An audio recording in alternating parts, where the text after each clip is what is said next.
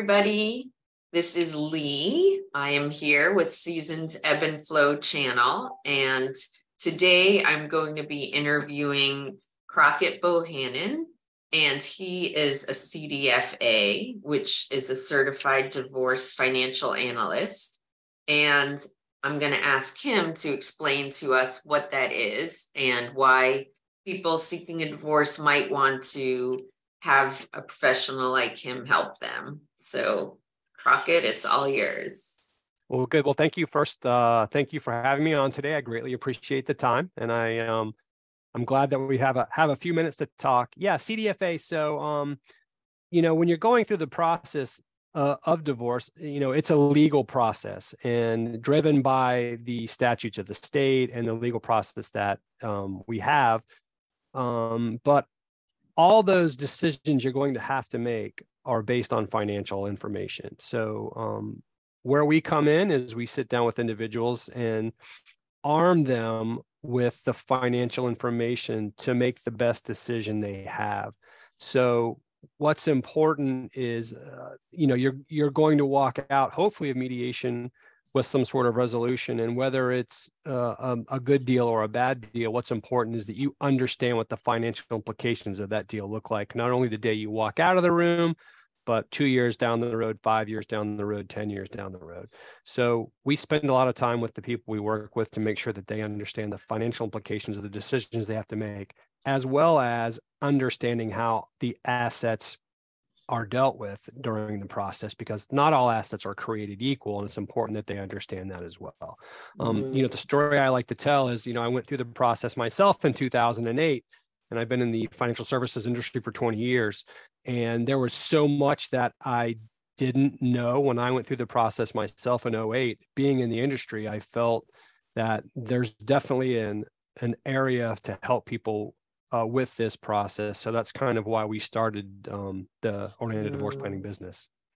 Gotcha. Yeah, it makes so much sense, because I think a lot of people, some people sometimes in the marriage don't deal with the finances, and so have no idea what's going on financially with their assets and debt. And then the people who are very hands-on with that, divorce is like a whole other galaxy of information that you need to think about with tax repercussions and things like that. Do you usually get involved? Like, if lawyers are involved, do you sometimes sit down all together, or is it usually just you with your clients specifically? Well, it depends on what the engagement, how the clients want to engage us. Yeah, absolutely. We will work with the attorneys. We go to mediation. We've been deposed. We've been asked to be expert witnesses in trial situations. But a great example would be, I had a couple call me today who wanted to divorce amicably, and they wanted to have an equitable distribution discussion. And what I found out after speaking with them is they weren't sure how to divide the assets, because one of the parties hadn't come up with a budget yet, and she wasn't sure what she needed. So yeah. At this point, we're just going to work with her to help her develop her post-divorce budget, and then look at the equitable situation. So we can be engaged at any step in the process, at the beginning, at the end, during the middle. But yeah, we have been engaged in all facets of working through the process, because there's always a question that comes up that somebody has, and maybe there's not a financial person there. We've done collaborative situations as well. So if we need to act as a neutral, we've done that quite a bit as well. Okay. And how for you, with clients, is it easier when they're in a collaborative situation, or for you, it just really depends on the situation because everybody's so unique? Yeah, it depends. And, I'm sure you had the same conversation when you're working with individuals. Everyone thinks that their situation is the only time it's ever happened. And although similar people do share similar circumstances, the situation's always different. It's never the same. So Yes. yes, exactly. So, and that's why I tell people to be very careful when they listen to their friends and family about the process when they went through it, because it's Right. probably not going to be the same way that they're going to go through it. So listen to those people, use them for support, but Right. um, every situation is different, and So to different. understand that going through. That's why you got to Yeah. be very careful with Google, right? Because that situation may not fit your particular yours. So it needs to be your goals, your priorities need to be focused specifically on your situation. Right. Absolutely. Yeah. I think something that really helped me when I was getting ready for mediation was I did a lot of like really long walks and just thought about like my future and like how many years did I really think that it would take me to get fully on my feet, and just kind of like really big picture of you know realistically and thinking what was fair. And I just feel like doing some soul searching and then bringing it practical down to earth is really helpful.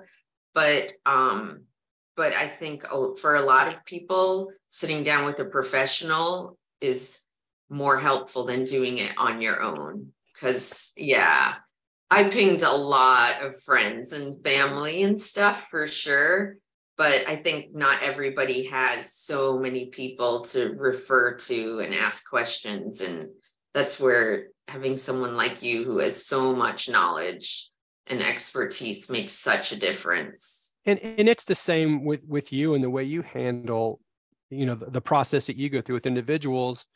Um, I'd like to think I could do this by myself, and people will come to us and say, well, we're not going to hire attorneys. It's too much money. And I always caution them about that, because I understand it's expensive, but you have one time to get this right. And it's the same thing when, you touched on it, you have to be very careful, because every text, every email, every phone call, every conversation can revolve around the process. And that can really kind of spiral you out of control. So that's where, Yes. Lee, that's where you come in to help the individuals kind of gain some focus, and then they bring that focus to my office, and we can really drill down on their priorities, because that's what it's all about.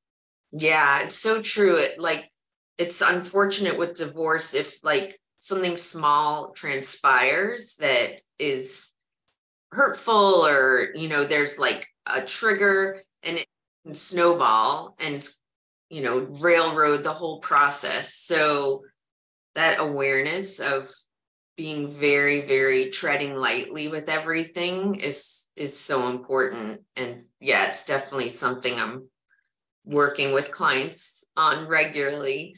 But what are some of the like biggest challenges or hurdles you see people have when they're in the situation that they need somebody to help them with this? Sure. From a financial perspective, there's really two things, and we kind of emphasize this throughout our processes. We call it the first crucial step, and that's really understanding what your situation is.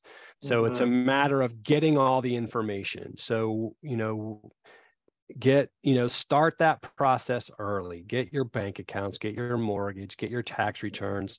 I always tell people that whoever has the most information will probably walk away with the best deal. And a lot of times there are some great attorneys out there, and a lot of times we've seen clients use them for that financial support because they've been through it so many times. But again, every situation is specific. So I think the biggest obstacle everyone, and probably you see this, is starting, right? Starting. So Yes. yeah, just That starting. overwhelming paperwork that if you have a lawyer, they're like, here's the list of what we need. And you're like, oh my God, I don't even want to look at that. Right, Yeah. right. So, we spend a lot of time up front with individuals, as I'm sure you do, working through that. We have a process. So, the first thing we do is we sit down with individuals and what are your priorities? What are your priorities? What are your priorities from a financial standpoint? What are your priorities for your kids? what is your priorities from an equitable distribution standpoint? And that's really where the conversation starts to revolve. So every time you bring an idea or a new thing pops up, we're like, well, that wasn't what you said your priorities were.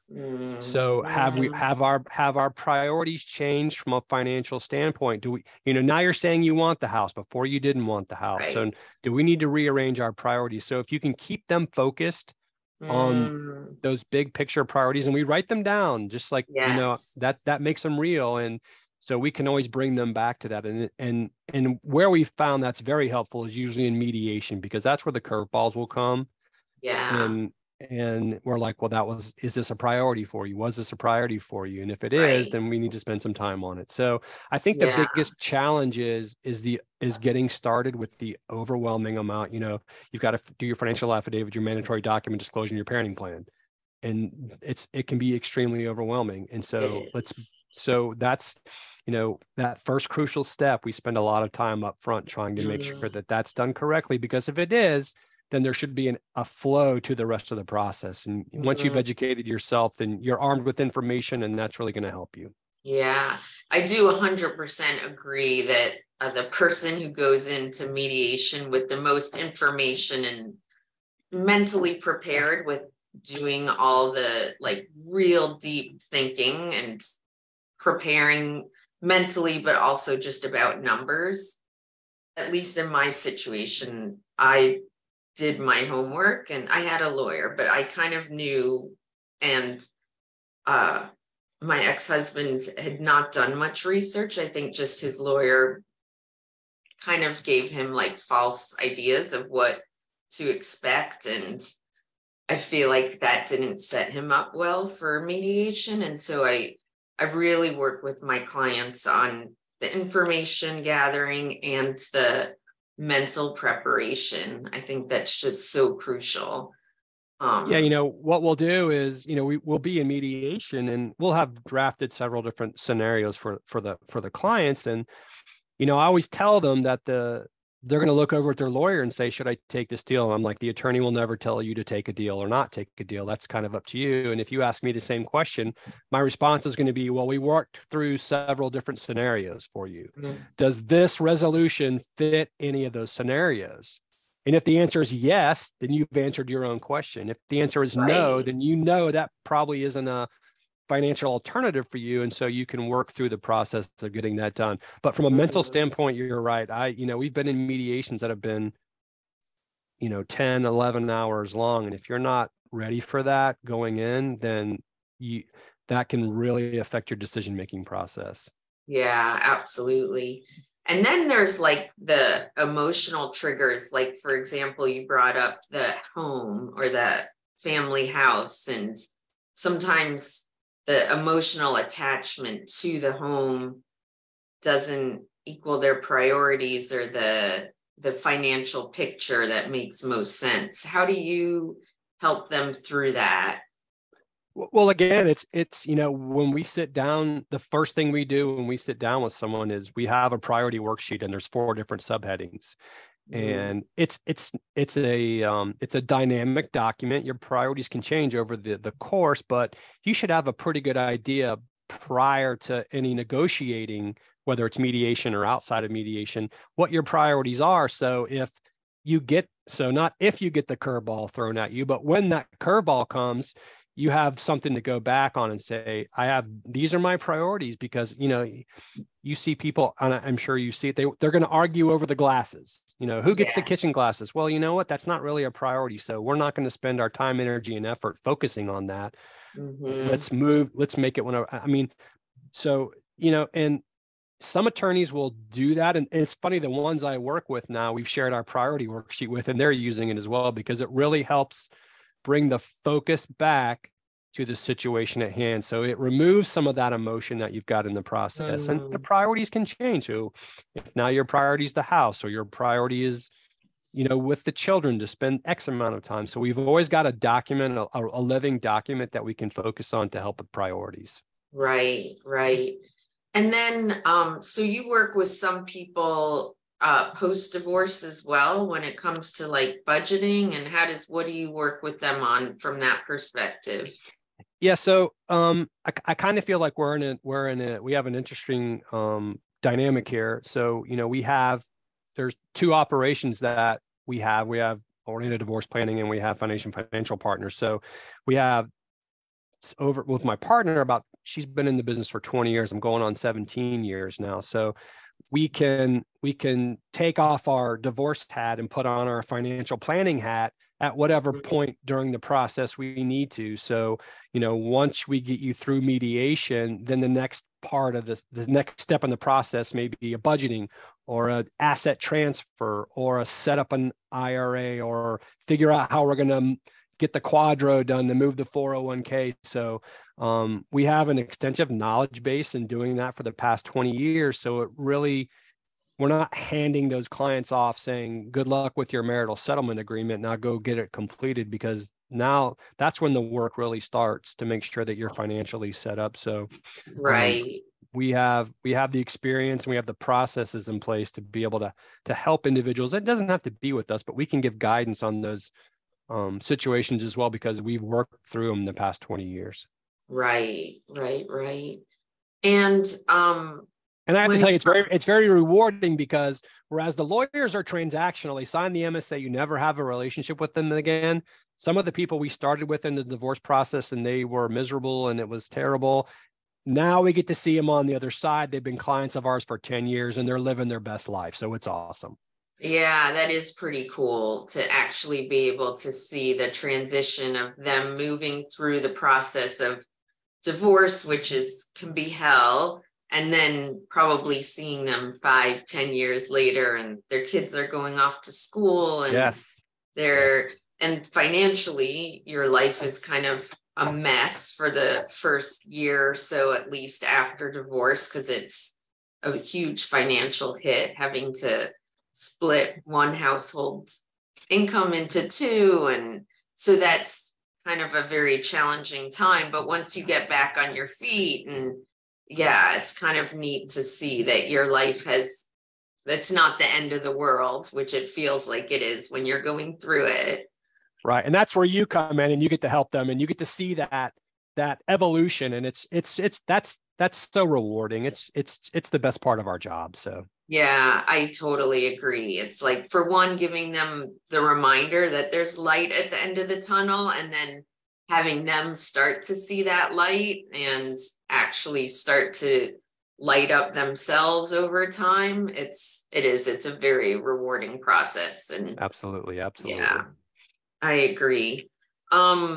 So what would you say to people who are in like a financial situation where they don't have a lot of money to work with?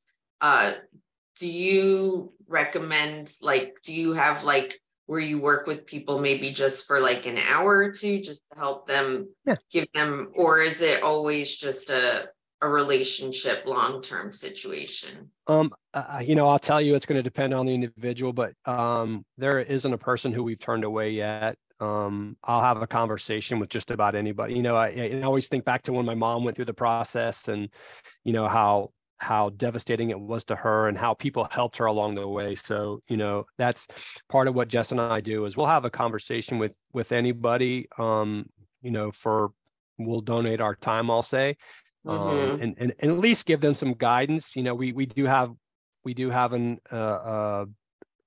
we can work with people on an hourly basis. We can work with people on a flat fee basis, depending on the different situation. But yeah, anybody who needs some help and guidance, I'm more than happy to spend a half an hour, 45 with them on a phone call or a Zoom or something like that, just to give them some guidance. It makes me feel better, and it's just kind of, I guess, our way of helping out. There's so much information out there, not necessarily bad information, that sometimes they just need a little bit of guidance. And we're open to doing that.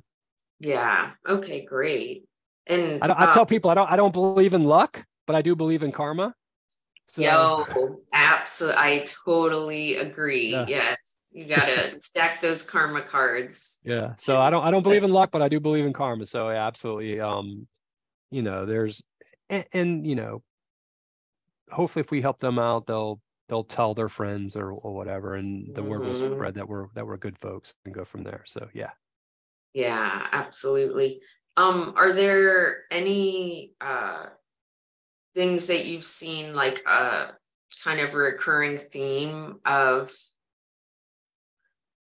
what you notice in clients across the board, or is it very still everything case by case as far as obstacles? Um, it's different. I will tell you that most of the people, when we have our initial consult, they don't understand the process. They don't understand what's going to be required of them from Mm, a legal and financial standpoint, just to take that first step.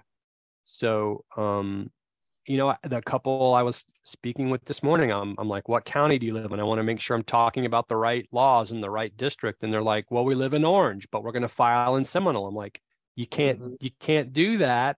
You file where you're resident. So I think what I think the common thread is whether it's a $20 million divorce or a $20,000 divorce, is they just don't know. I mean, there's not a resource to go to find out this information other than the internet. And again, there's so much information out there. So I think getting guidance on your specific situation, whether it be emotional, financial, or legal, I think is really important. And I'll go back to be very careful listening to your friends and your family who've done this before, because your situation is different. So I think, yes.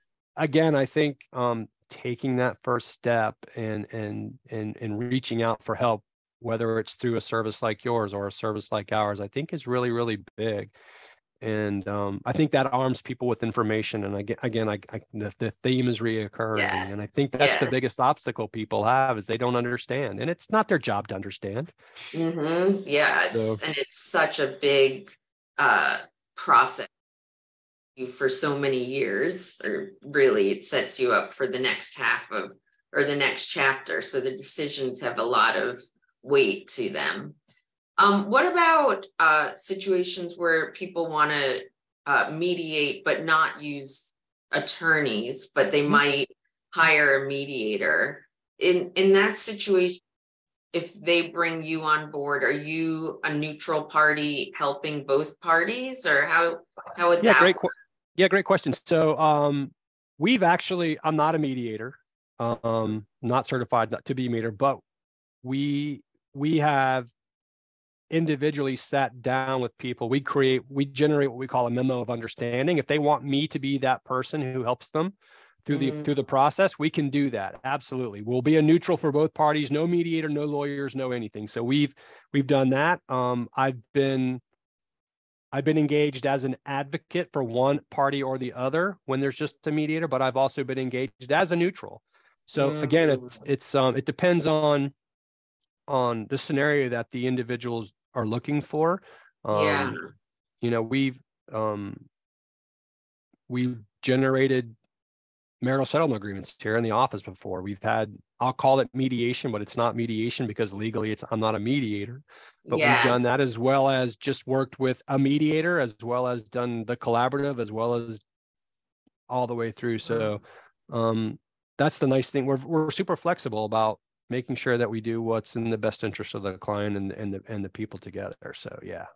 Yeah, I think there's a lot of people who don't, if they are amicable and they don't want to involve lawyers, but having a professional help them think through and write up the MSA, and then maybe spend, the hourly rate of an attorney to, read through it and rubber stamp it before they go and Yep. file. I always encourage them to go hire an attorney. Yes. Always encourage them to have an attorney review it and put and give their approval. Absolutely. And understand that each party has to get their own attorney to do that, but that's okay. That's money well spent. But It is. we can help with that process absolutely all the way through, because really 90% of the decisions you're making are financially based. Right. And so, with the resources that we have and the institutional knowledge that we have over the last 15 to 20 years, we were pretty good at figuring that out.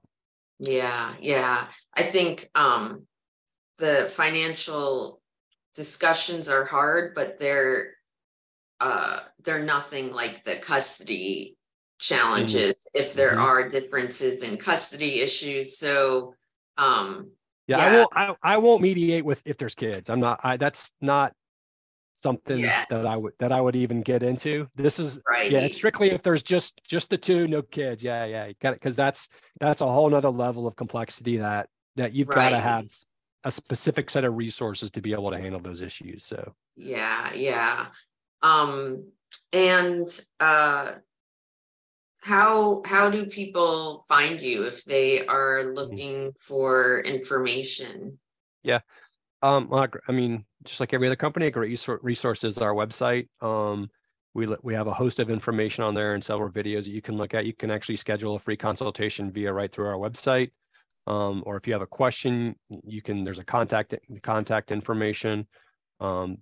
Call the office, look us up on Google, but OrlandoDivorcePlanning.com, great website, a lot of good information there that will kind of help people figure out what we do and maybe what the action is that we can help with along the way. And we have a page specifically for attorneys. We have a page specifically for mediators, because we do a lot of combined work with the Right, clients. So it's important that they understand the resources that we're bringing as well. And from an attorney standpoint, it's really a liability issue. Attorney's not going to give you financial information for liability reasons, but that's kind of where we get brought in to bring that expertise to the table. So right. And one other question. So do you have the knowledge to help people think through the decisions and the tax implications for those? yeah, again, not an accountant. I'm not an accountant. We have an accountant on our team here. She's been an accountant for 20 years. So any of those issues that need to be brought forward, we have the resources to be able to discuss them. But anytime you're fundamentally moving an asset, there's a taxable implication to it. So just making sure that you understand that. Yes, absolutely. Again, that's something we've been accustomed to over the last 20 years. So, on that side of the business, there's certain credentials and certain CLE that we have to have on the divorce side. So we're consistently getting updated. The brand new Secure Act just came out. So we're learning all about that and the tax implications that's going to play when it comes into making those divorce decisions. So yeah, absolutely. We can help with those issues as well. Absolutely. Okay, good. That's one of the things that I tell people. I mean, there are a few other individuals out there who are doing what we're doing, but we team. So we take a team approach to everything. So you've got myself, my partner Jessica, who's a CDFA. Dahlia is our accountant. She's a CPA and a CVA. So if we have to do business valuations, so we've tried to cover all the bases with our team. And when you engage us, you're not just engaging one of us, you're engaging all three of us. So the resources that we have that we're able to bring to bear usually are pretty significant when it comes to any size case. Okay, that's amazing. What is because I'm sure some people how do you even become certified to be a CDFA? Because I think unless you're going through divorce, you've never even heard that term. Yeah, it's a accredited designation through the IDFA, Institute for Divorce Financial Analysts. It's about a year program. You've got to have prior financial certifications to be able to step into the role. And then takes about a year to get through the program, several modules. And I think when I took it, there were 4 proctored exams.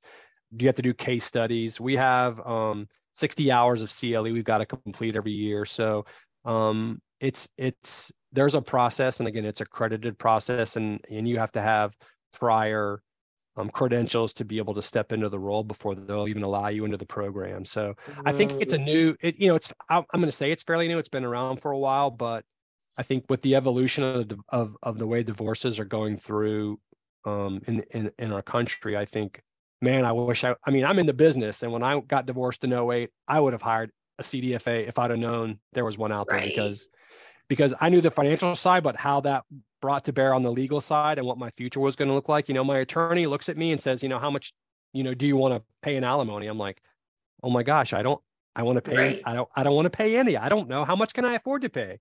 So So, now we can help individuals with those hard questions. So, you can go to the IDFA's website. They talk all about the designate. We actually link out to it from our website as well. Okay. But yeah, it's an educational process, and but there's years of service, and there's all kinds of obstacles you have to get through to earn the designation. So. Right.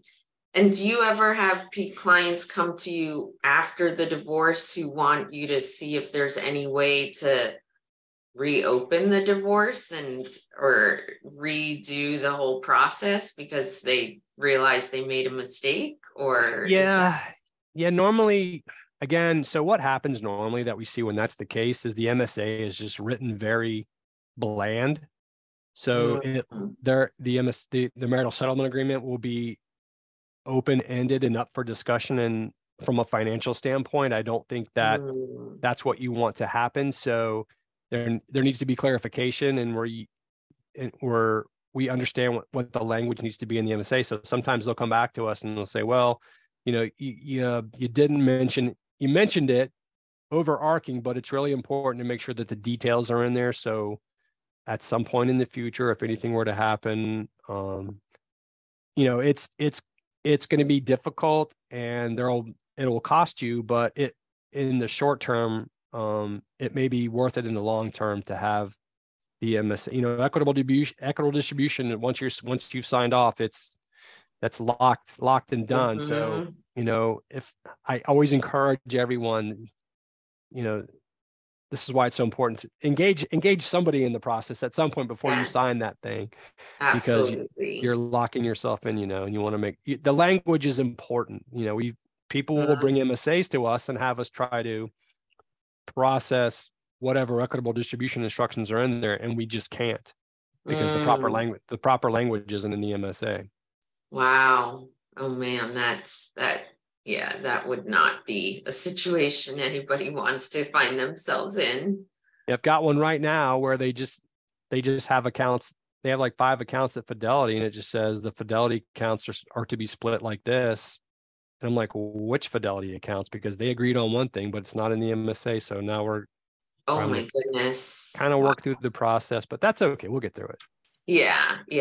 I think if you have 2 rational parties who both want an end in sight, I think the hard part is sometimes you don't have 2 rational parties because everybody is so emotional, or one party just has an emotional trigger that they cannot get past. And everyone always comes to me, and everyone comes to us and says, we agree, everything's amicable, we're going to sign off on it. And I said, everyone says that until they look at the number and they have to sign off on it, and then the attitude changes. So I like to set upfront realistic expectations, and again, hopefully that makes the process a little bit easier.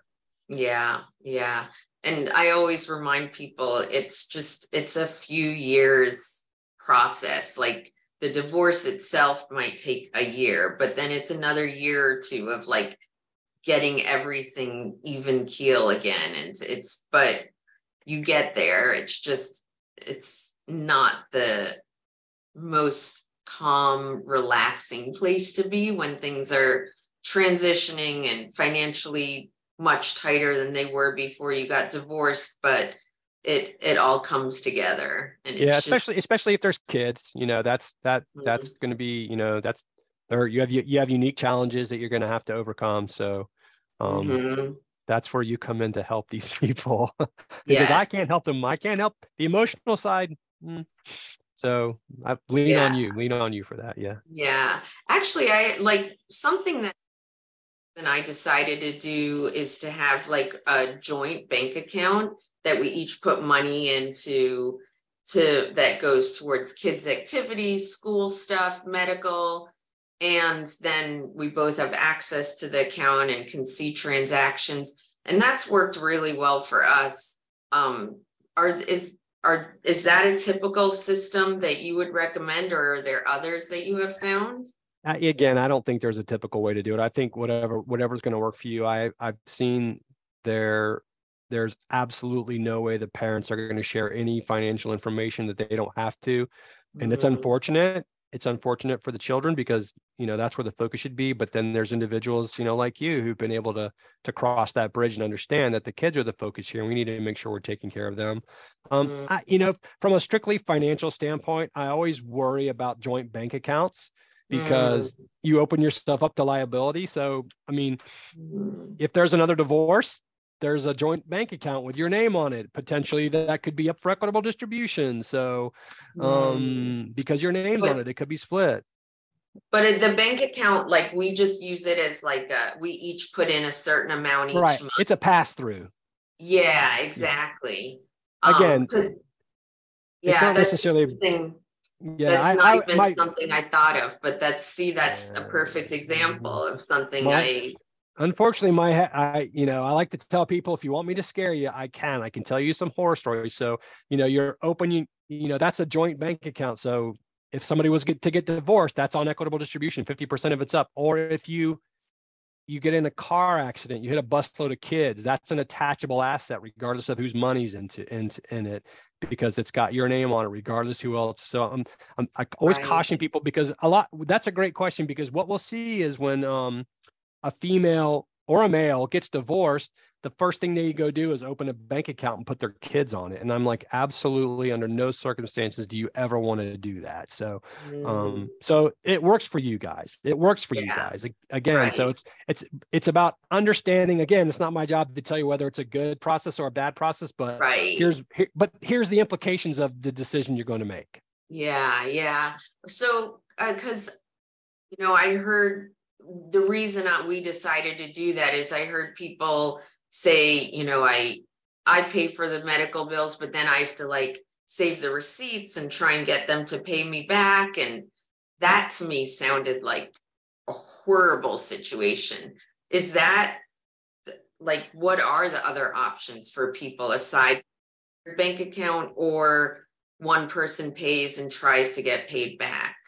Yeah. The nice thing about, it's difficult. I'm not going to, and the way you guys are doing it is the easiest way. And 99% of the time that's going to work. The nice thing is, with the evolution of technology, there are, and you've seen this, there are apps out there that there's parental sharing apps that you can upload receipts, and you can keep ledgers, and it all really depends on the details. Here's what I tell people with their parenting plan. I'm like, it can be as specific or as general as you want it to be, right? I always tell them to make it as specific as you possibly can, because that gives you something to fall back on, right? If something doesn't happen, it doesn't necessarily mean that's how things are going to work, but you've got a document to go back on if somebody's not paying something. But if you don't write it in there, then you've got an issue. So, honestly, what we've seen people use are these apps, these parent sharing apps that are out there, and they seem to work really well. But there are a lot of people who do just exactly what you do. They share an account, and they the kids are the focus. The kids are the focus, and they want to make sure that the kids are taken care of. So yeah, absolutely. It's definitely how I encourage people to think about things. Yeah, unfortunately, sometimes that's not the case, and it can be a little more difficult. But again, back to priorities. Where do your kids land on that list? Yes, exactly. Yes. Yeah, I think a priority list to keep people focused is so crucial. Absolutely. So I'm gonna on YouTube and anywhere else that we put this video, I'll have links to your website. And are you guys on social media? Yeah, we are. We're on. I don't run that part, but I can tell you we're there. We're on Facebook and Instagram and LinkedIn. Yeah. Okay. I'll get links to all of those so that people know where to find you. Awesome. Yeah, thank you very much. This was great. I think is really helpful for people who are just starting out and collecting information and knowing what different professionals there are out there, because it's an overwhelming process when you first get started. Yeah, it is. Well, again, thank you for your time. I hope you found it helpful, and I hope somebody else can, and look forward to talking to you again soon. You too. Take care. Yeah, all right. Bye.